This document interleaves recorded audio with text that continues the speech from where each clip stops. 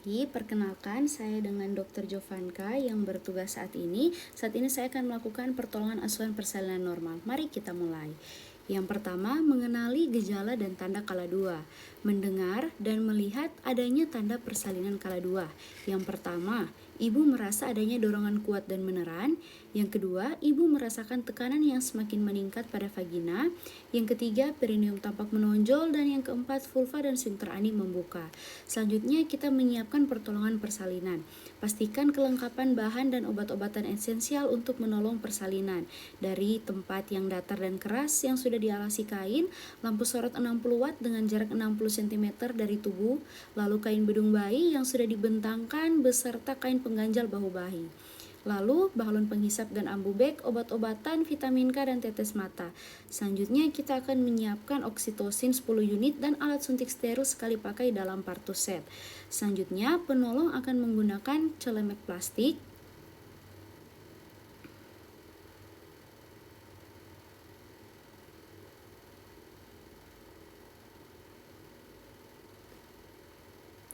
melepaskan dan menyimpan semua perhiasan yang dipakai, lalu jangan lupa untuk mencuci tangan dengan air bersih mengalir dengan 6 langkah WHO.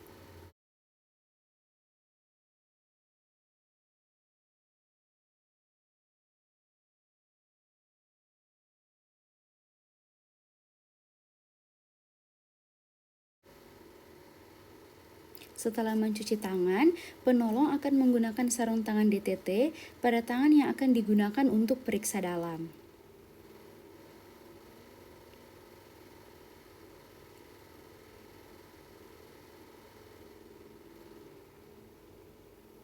Selanjutnya, kita akan memasukkan oksitosin ke dalam tabung suntik. Gunakan tangan yang memakai sarung tangan DTT dan steril. Pastikan tidak terjadi kontaminasi pada alat suntik.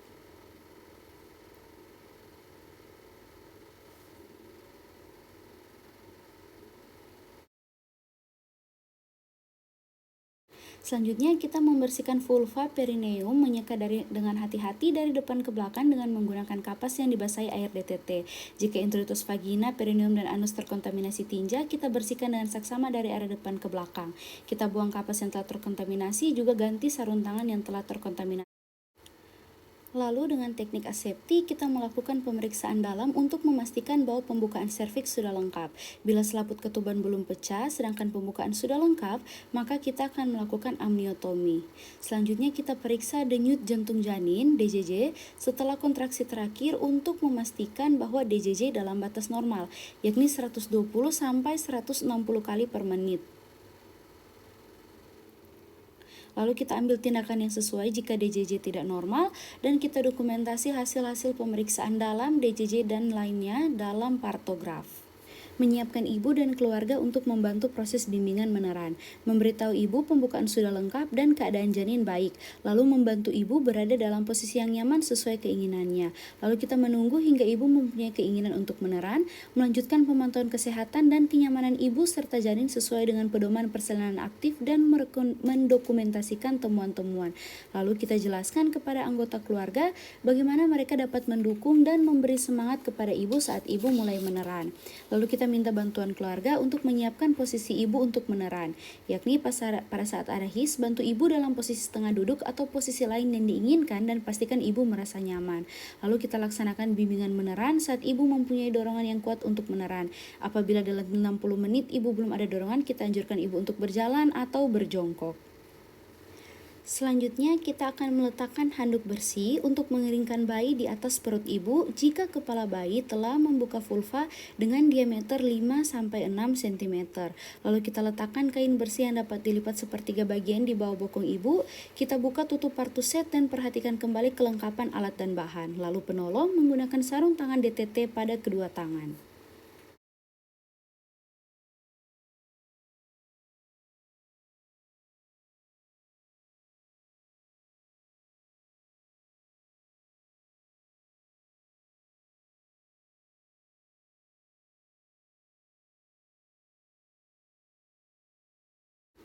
Setelah tampak kepala bayi membuka vulva dengan 5-6 cm, kita lindungi perineum dengan satu tangan yang dilapisi kain tadi, letakkan tangan yang lain di kepala bayi dan lakukan tekanan yang lembut dan tidak menghambat pada kepala bayi. Biarkan kepala keluar perlahan-lahan, kita menganjurkan ibu untuk meneran perlahan-lahan atau bernafas cepat dan dangkal saat kepala lahir. Lalu kita seka dengan lembut muka, mulut, dan hidung bayi dengan kain atau kasa yang bersih. Lalu kita periksa kemungkinan adanya lilitan tali pusat dan ambil tindakan yang sesuai jika hal itu terjadi. Dengan segera lanjutkan proses kelahiran bayi. Setelah kepala melakukan putar paksi luar, tempatkan kedua tangan secara biparietal, menganjurkan ibu untuk meneran saat kontraksi berikutnya, dengan lembut menggerakkan ke arah bawah dan ke arah luar hingga bahu anterior muncul di bawah arkus pubis, dan kemudian dengan lembut menggerakkan ke arah atas dan ke arah luar untuk melahirkan bahu posterior. Setelah kedua bahu dilahirkan, tangan bergeser ke arah perineum ibu untuk menyangga kepala, lengan, dan siku sebelah bawah. Gunakan tangan atas untuk menelusuri dan memegang lengan dan siku sebelah atas. Setelah tubuh dan lengan lahir, penelusuran tangan atas dilanjutkan ke punggung, bokong, tungkai, dan kaki. Pegang kedua mata kaki bayi dengan memasukkan telunjuk di antara kaki dan memegang masing-masing mata kaki, ibu jari, dan jari lainnya.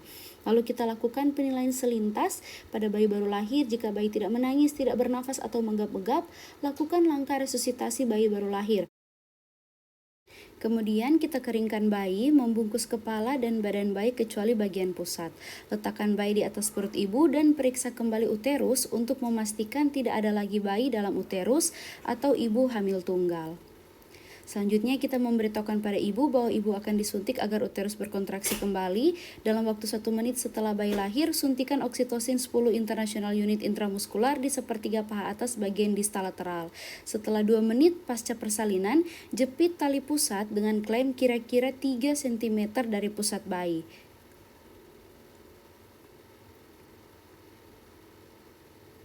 Lalu kita dorong isi tali pusat ke arah distal atau ke arah ibu dan kita klem lagi kira-kira 2 cm distal dari klem pertama.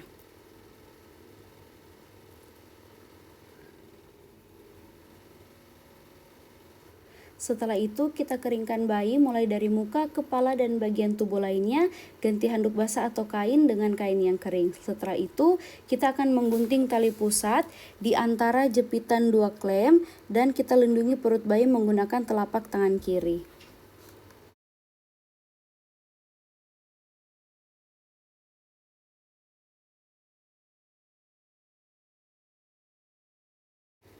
Setelah itu, ganti kain yang basah dengan kain baru yang bersih dan kering.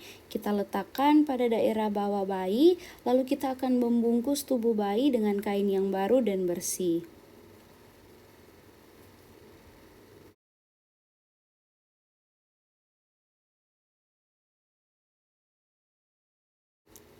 Selanjutnya kita letakkan bayi agar ada kontak kulit dengan ibu, kulit bayi. Letakkan bayi tengkurap di dada ibu, luruskan bahu bayi sehingga bayi menempel di dada ibu atau di perut ibu. Usahakan kepala bayi berada di antara payudara ibu dengan posisi lebih rendah dari puting payudara ibu. Selimuti bayi dan ibu dengan kain hangat dan pasang topi di kepala bayi. Lalu kita pindahkan klem pada tali pusat hingga berjarak 5-10 meter di depan vulva.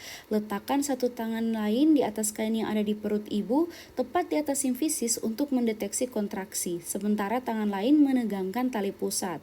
Setelah uterus berkontraksi dan kemudian melakukan penegangan ke arah bawah pada tali pusat dengan lembut, lakukan tekanan yang berlawanan arah pada bagian bawah uterus dengan cara menekan uterus ke arah atas dan belakang atau secara dorsokranial dengan hati-hati untuk membantu mencegah terjadinya infesio uteri.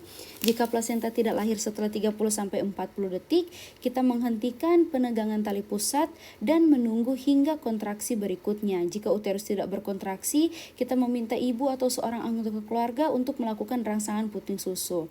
Lalu kita melakukan penegangan dan dorongan dorsokranial hingga plasenta terlepas. Lalu kita meminta ibu meneran sambil penolong menarik tali pusat dengan arah sejajar lantai dan kemudian ke arah atas mengikuti poros jalan lahir dan tetap melakukan tekanan dorsokranial. Jika tali pusat bertambah panjang, pindahkan klem hingga berjarak 5-10 cm dari vulva. Jika plasenta tidak lepas setelah melakukan penegangan tali pusat selama 15 menit, maka yang pertama kita akan mengulangi pemberian oksitosin 10 international unit intramuskular. Lalu selanjutnya kita akan mulai kandung kemih jika penuh dan kita mengkateterisasi kandung kemih dengan menggunakan teknik aseptik. Lalu kita meminta keluarga untuk menyiapkan rujukan dan mengulangi penegangan tali pusat selama 15 menit berikutnya. Lalu kita merujuk ibu jika plasenta tidak lahir dalam waktu 30 menit sejak kelahiran bayi. Bila terjadi perdarahan, lakukan plasenta manual.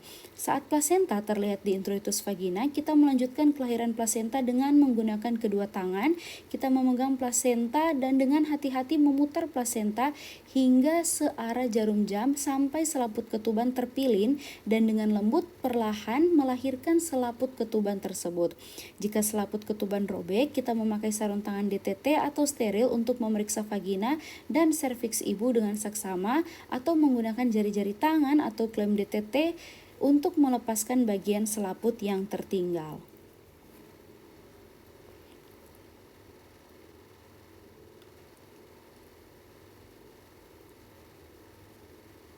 Lalu segera setelah plasenta dan selaput ketuban lahir, kita lakukan masase uterus, meletakkan telapak tangan di fundus dan melakukan masase dengan gerakan melingkar dengan lembut hingga uterus berkontraksi.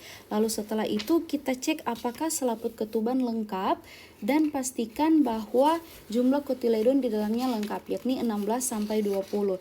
Lalu kita letakkan plasenta ke dalam plastik atau tempat yang sudah disediakan.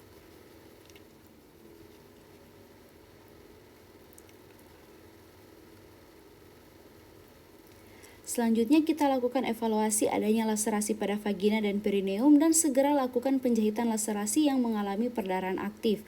Lalu kita pastikan uterus berkontraksi dengan baik dan tidak terjadi perdarahan pervaginam. Lalu biarkan ibu dan bayi tetap melakukan kontak kulit ke kulit paling lama sekitar 1 jam. Lalu sebagian besar bayi akan selesai melakukan inisiasi menyusui dini dalam waktu 30-60 menit. Segera setelah 1 jam kita lakukan penimbangan, pengukuran berat badan bayi dan kita beri tetes mata antibiotik profilaksis dan kita berikan juga vitamin K 1 mg intramuskular di paha kiri anterolateral bayi. Lalu setelah 1 jam pemberian vitamin K, kita berikan suntikan imunisasi hepatitis B di paha kanan anterolateral. Lalu kita letakkan bayi kembali kepada ibu dan kita biarkan sampai bayi berhasil melakukan inisiasi menyusui dini.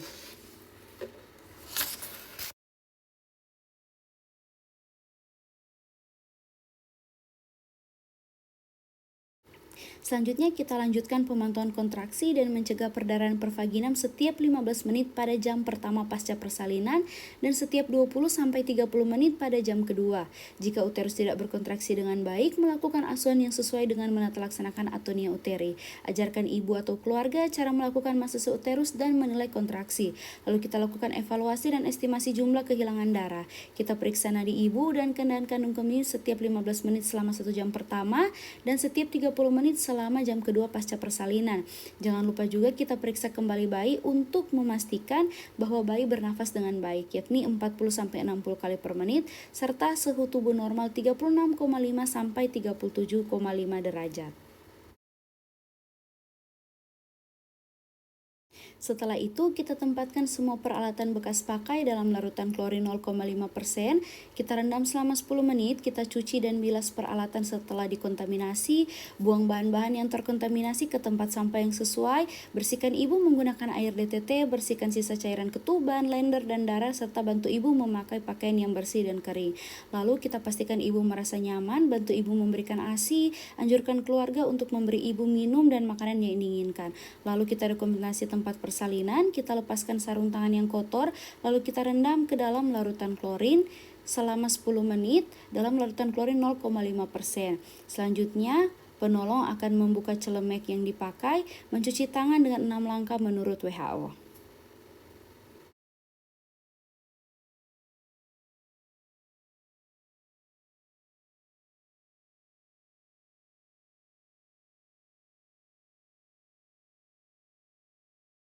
Selanjutnya kita lakukan dokumentasi dengan cara melengkapi partograf, halaman depan dan belakang. Lalu kita periksa tanda-tanda vital ibu dan lakukan asuhan kala 4. Terima kasih.